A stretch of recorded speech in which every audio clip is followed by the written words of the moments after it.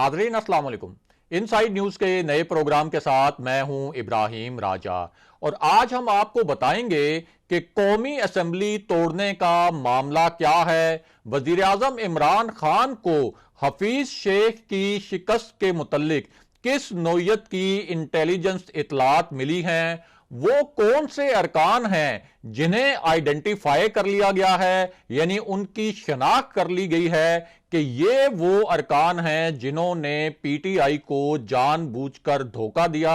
इसके अलावा आपको ये भी बताएंगे कि वजीर आजम ऑफिस में जो 2 फाइल्स रखी गई उनके अहम तरीन नुकात क्या थे, और आपको इस हवाले से एक इंतहाई दिलचस्प और पुरअसरार किस्सा सुनाते हैं जिससे आपको पता चलेगा कि एक गेम के अंदर 2 क्या बहुत बड़ी गेम्स खेली गई। हमारे जिन दोस्तों ने अब तक हमारे चैनल को सब्सक्राइब नहीं किया उनसे हम कहेंगे कि हमारे चैनल को सब्सक्राइब कर लें ताकि उन्हें अहम मालूमात बर वक्त मिलती रहें। और अब वापस आते हैं आज के मौजू पर, यानी कौमी असेंबली तोड़ने का मामला क्या है। तो आपको बताएं कि इस हवाले से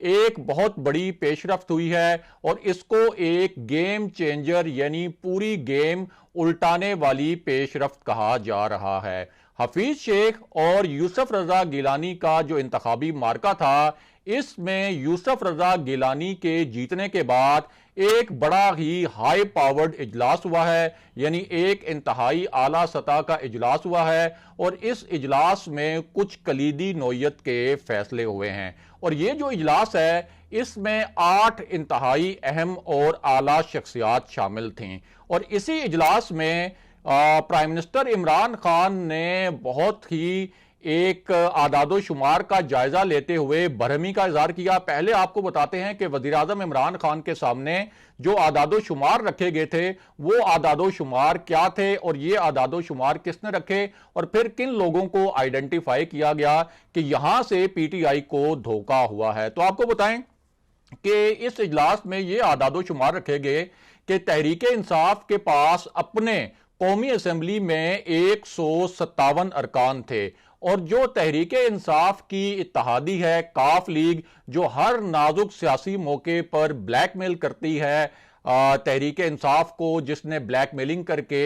पंजाब में सेनेट की एक नशिस्त भी हासिल की, हालांकि अददी पोजीशन के हवाले से काफ लीग की वो नशिस्त नहीं बनती थी। उसके पास कौमी असेंबली में 5 अरकान थे। मुत्तहिदा कौमी मूवमेंट जो एमक्यूएम है, जिसके जो अरकान हैं जिन पर आसिफ अली जरदारी ने बहुत तेजी से काम किया था, हमने आपको इस हवाले से खबर भी दी थी। इस पर जो हमारे पीटीआई के दोस्त हैं वो उस वक्त नाराज भी हुए थे और उन्होंने कहा था कि आप ये अल्फाज क्यों इस्तेमाल कर रहे हैं कि तख्ता उलट गया। तो एक सहाफ़ी के पास जो जराए होते हैं वो उन जराए से खबर देता है और वो खबर कभी नून लीग के लिए बुरी हो सकती है, कभी पीटीआई के लिए, कभी किसी और जमात के लिए, लेकिन सहाफ़ी जो है वो पॉलिटिकल वर्कर नहीं होता, वो सहाफ़ी होता है और उसको अपने जराए से दुरुस्त खबर देनी होती है। बहरहाल आपको बताते हैं कि इसी इजलास में बताया गया कि एमक्यूएम के 7 अरकान थे। बलूचिस्तान अवामी पार्टी जो कि हुकूमत की इत्तेहादी थी लेकिन इनके जो अरकान हैं उन पर भी कुछ काम हुआ था, उनके 5 अरकान थे। जीडीए जो कि सिंध की जमात है, सिंध का एक इत्तेहाद है,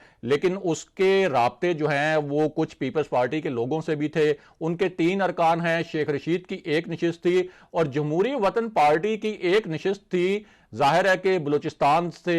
ये जो ओरिजिन है इस पार्टी का, वहां से इसका ओरिजिन है और वहां भी हमें पता है कि किस तरह से पैसे का बेदरेग इस्तेमाल होता है। यहां भी आसिफ अली जरदारी ने कुछ अहम नौयत के राब्ते किए थे। तो ये कुल तादाद बनती थी 22 और हुकूमती जो इत्तेहाद था 2 आजाद अरकान को मिलाकर उसकी कुल नशिस्तों की तादाद बन गई थी 181। पहले तो ये तादाद 179 थी, लेकिन जब 2 आजाद अरकान को वजीर आजम इमरान खान ने मुलाकात करके ऑन बोर्ड ले लिया था असलम भूतानी समेत, तो ये तादाद बन गई थी 181। अब इसी इजलास में यह बताया गया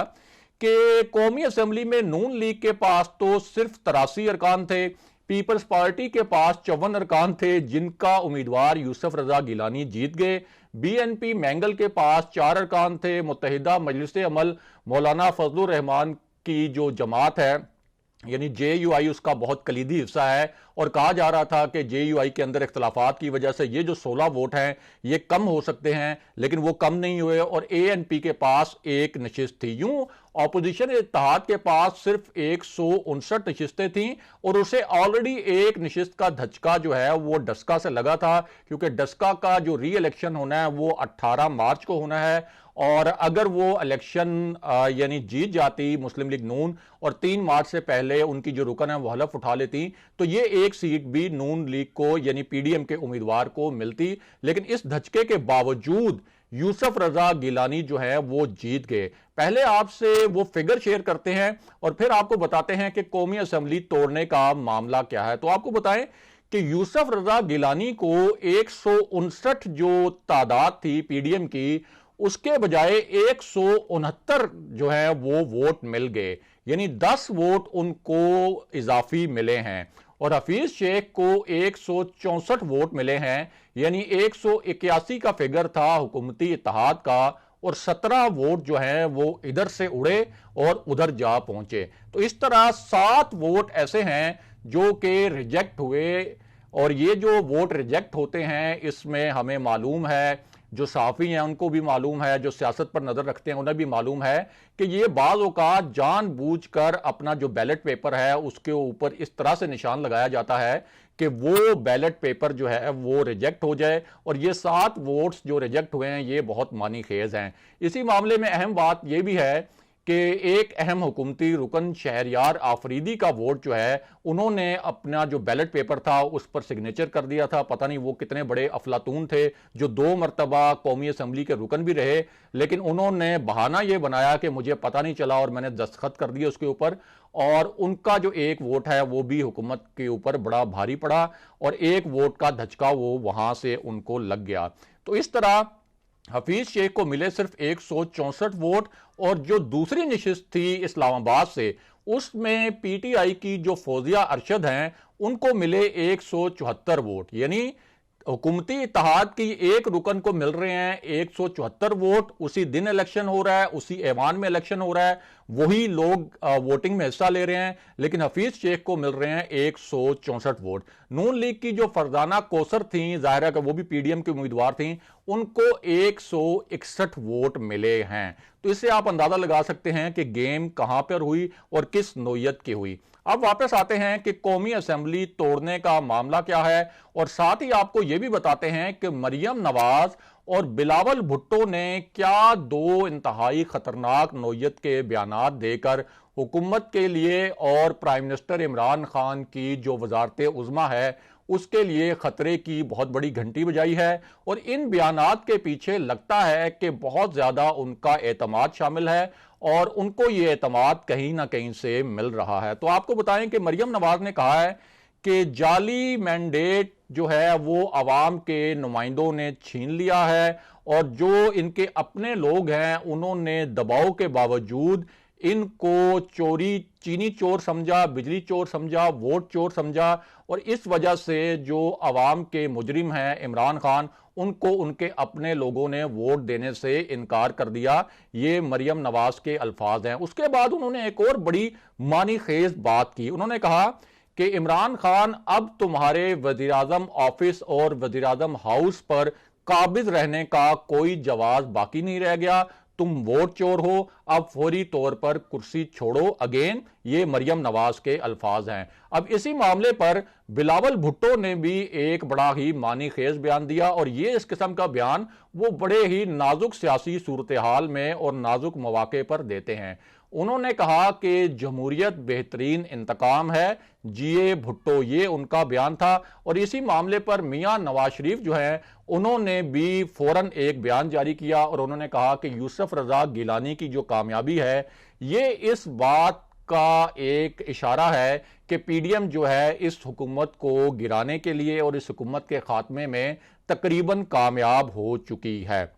اب بات کرتے ہیں کہ اسمبلیاں توڑنے کا معاملہ کیا ہے۔ تو آپ کو بتائیں کہ وزیراعظم عمران خان کو خیبر پختونخوا سے بھی بڑی ہی تشویشناک اطلاعات مل رہی تھیں، اور ہمارے ذرائع نے بتایا، جو ہمارے صحافتی ذرائع ہیں، ہم نے کچھ حکومتی اراکین سے رابطہ کیا کہ یہ سب کیا ہو رہا ہے، کہ یہ تو آپ کے تو نمبر بھی پورے تھے، اور جو وزیراعظم ہاؤس کی جانب سے ایک ظہرانہ دیا گیا تھا